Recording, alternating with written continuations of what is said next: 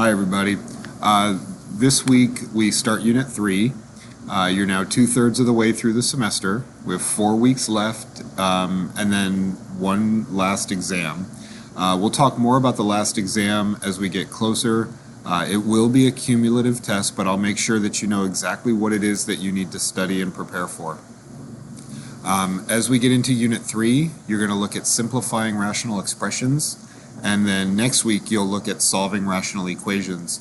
And the thing to remember about rational expressions, they look really bad as you start to look at them. They are, they're fractions that have polynomial numerators and polynomial denominators.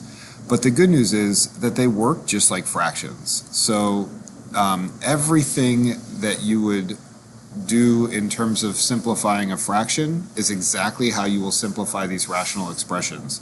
And you'll see more of this, but we can simplify out common factors, we can add, subtract, multiply, and divide, and the basic framework is exactly the same. So you can rely on what you know about fractions to help you kind of figure out how to approach rational expressions. There are a couple of differences, and I want to draw your attention to this idea of values of the variable that cannot happen because the denominator cannot be equal to 0. So make sure you take a look at that. I will, or I have already, posted the groups. They are within the week 1 overview. You can see the Unit 3 groups here.